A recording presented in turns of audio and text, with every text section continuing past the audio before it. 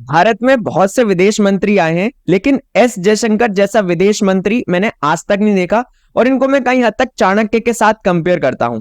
कारण यह है कि इनको दुनिया के किसी भी हिस्से में भेज दीजिए और किसी भी प्रकार का क्वेश्चन पूछिए, हर एक क्वेश्चन का इनके पास एक बैलेंस्ड आंसर तैयार रहता है। अभी आपको पता है कि इंडिया और कनाडा कंट्रोवर्सी बहुत ज्यादा चर्चा का कारण बनी हुई है, और ये न्यूयॉर्क के दौरे पर गए हुए थे। तो ऑब्वियस बात है कि इंडिया कनाडा के ऊपर क्वेश्चन पूछना था लोगों को, रिपोर्टर्स को, और इन्होंने बहुत संतुलित वे में आंसर दिया है। आइए जानते हैं क्या ये मुद्दा। शुरुआत से मेरे साथ, मैं हूं रोमेश उपाध्याय।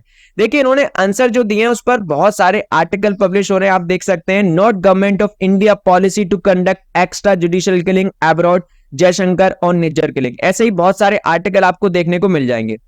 शुरुआत से चर्चा करते हैं। देखिए, अभी आपको पता होगा कि एक कन्वर्सेशन हो रही थी काउंसिल ऑन फॉरेन रिलेशन की न्यूयॉर्क के अंदर। वहां पर हरदीप सिंह निज्जर जो एक खालिस्तानी था जिसकी हत्या हो गई है, उससे रिलेटेड क्वेश्चन पूछे गए।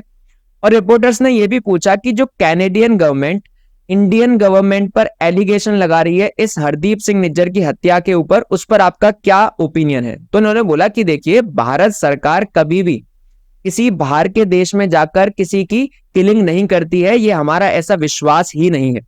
उसके साथ इन्होंने एक और बात को एड ऑन कर दिया कि फिर भी कैनेडियन गवर्नमेंट के पास कोई स्पेसिफिक प्रूफ है, कोई ऐसी चीज है जिससे कि आपको लगता है कि उसमें इंडियन गवर्नमेंट का इन्वॉल्वमेंट है, तो आप जरूर आइए हमारे पास, हम दोनों देश मिलकर इस पर चर्चा करेंगे। लेकिन इसके साथ साथ इन्होंने कनाडा की भी चर्चा की है। इन्होंने बोला कि देखिए, कनाडा के अंदर अभी आप पिछले सालों से कुछ देखेंगे तो आपको ऑर्गेनाइज क्राइम देखने को मिलेगा, वायलेंस ज्यादा देखने को मिलेगा, एक्सट्रीमिज्म भी ज्यादा देखने को मिलेगा। उसके साथ साथ यहां पर ऐसी सेशनिस्ट फोर्सेस यानी ऐसी शक्तियां काम कर रही हैं जो देश के अंदर टुकड़े करने का काम करती हैं, देश के अंदर लोगों के अंदर नफरत फैलाने का काम करती हैं। राइट, पिछले कुछ सालों से ये सारी बेकार चीजें आपको कनाडा के अंदर देखने को मिलेंगी। और इन्होंने एक और बात को एड ऑन किया कि भारत सरकार ने बहुत बार रिक्वेस्ट की है कैनेडियन गवर्नमेंट को कि इन खालिस्तानियों को हमारे देश को वापस भेज दीजिए, जिससे कि हम इनको टैकल कर पाए। इन्होंने बोला कि देखिए, जो ये ऑर्गेनाइज क्राइम लीडरशिप होती है बेसिकली कनाडा के अंदर, ये सब जो आप देख रहे हैं ये सब खालिस्तानी लीडर्स ही हैं बेसिकली, जो इंडिया के अंदर नफरत फैलाने का काम करते हैं। और ये जो एक तरीके से इंडिया के अंदर इन्होंने पहले भी टेररिस्ट एक्टिविटीज की हैं, तो भारत सरकार ने बहुत बार इनके लिए एक्स्ट्राडिशन के लिए रिक्वेस्ट सेंड की कैनेडियन गवर्नमेंट को, लेकिन उन्होंने बहुत लाइटली वे में इसको ट्रीट किया। इसके साथ उन्होंने बोला कि देखिए, ये बहुत ज्यादा जरूरी है कनाडा को और इंडिया को समझना कि आप अपने पॉलिटिकल मोटिव्स के लिए दो कंट्री के रिलेशंस को खराब नहीं कर सकते, और स्पेशली तब जब कोई एक नॉर्मल इंसान नहीं है, एक ऐसा इंसान जो कि खालिस्तानी सेपरेटिस्ट है, आतंकवाद करता है, आतंकवादी गतिविधियों में वो विलुप्त है पूरी तरीके से। और यहां पर एक और बात एड ऑन करते हुए कहा कि देखिए, जो जस्टिन ट्रूडो है कैनेडियन पीएम, वो अपने पॉलिटिकल मोटिव के लिए खालिस्तानी को सपोर्ट कर रहे हैं, अच्छी बात है, लेकिन हमारा देश आपके पॉलिटिकल कन्वीनियंस के लिए टेररिज्म और एक्सट्रीमिज्म और वायलेंस को सपोर्ट नहीं करेगा। राइट, बहुत अच्छे से जवाब दिया। और इसके साथ साथ देखिए, यहां पर इन्होंने अपने ओपिनियन को किस प्रकार से अच्छे से रखा जाता है ना, आप इनसे ये सीख सकते हैं। यहां पर एक और बात इस तरीके से ऐड ऑन कर दी कि अपनी बात भी रख दी, इंडिया की बात भी रख दी, और सामने वाले को बुरा ना लगे। इन्होंने बोला कि लेकिन हम ये बात जानते हैं कि हम दूसरे देशों की टेरिटोरियल इंटीग्रिटी को समझते हैं, और हम भी नहीं चाहते कि किसी दूसरे देशों में जाके उनके इंटरनल अफेयर में यानी आंतरिक मुद्दों में हस्तक्षेप करें, इंटरफेरेंस करें।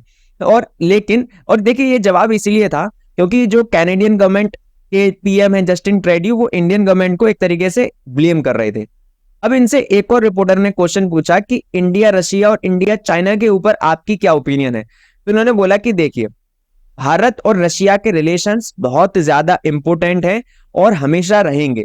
और इन्होंने बोला कि देखिए, बहुत बार ऐसा समय आया है, अच्छा समय, बेकार समय, जब यूएस और Russia, Russia China, Europe Russia, इनके रिलेशंस पिछले 70 सालों में बहुत बिगड़े हैं, बहुत अच्छे हुए हैं, लेकिन भारत और रशिया के संबंध हमेशा जैसे थे शुरुआत से वैसे ही हैं और आगे भी वैसे ही रहेंगे।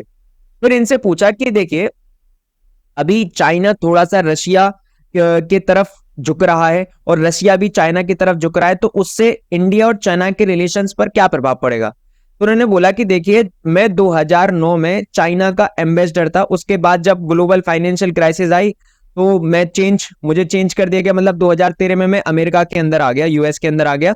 वहां से मैंने देखा है कि दोनों देशों के अंदर बहुत सारी प्रॉब्लम्स देखने को मिली हैं।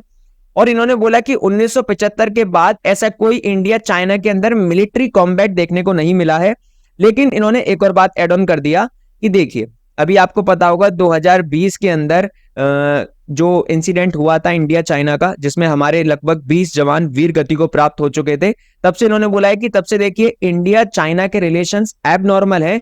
और ये जो आपके मतलब हमारे देश में जो ये चाइनीज ट्रूप्स एंटर करे थे एलएसी के अंदर, लाइन ऑफ एक्चुअल कंट्रोल के अंदर, तब से कहीं हद तक भारत और चाइना के संबंध एबनॉर्मल है और तब तक रहेंगे जब तक हमारा जो बॉर्डर डिस्प्यूट है वो रिजॉल्व नहीं हो जाता। आशा करता हूं ये इन्फॉर्मेशन आपको अच्छी लगी होगी, और डेफिनेटली अच्छी लगी है तो जरूर हिट करिएगा सब्सक्राइब बटन, वीडियो को लाइक करिएगा, शेयर करिएगा, कमेंट सेक्शन में ओपिनियन बताइएगा कि इंडिया की डिप्लोमेसी किस रास्ते की तरफ जा रही है। और इसी प्रकार की और न्यूज वर्ल्ड के बारे में जानने के लिए जरूर सब्सक्राइब करें हमारे चैनल को। तब तक के लिए जय हिंद, जय भारत।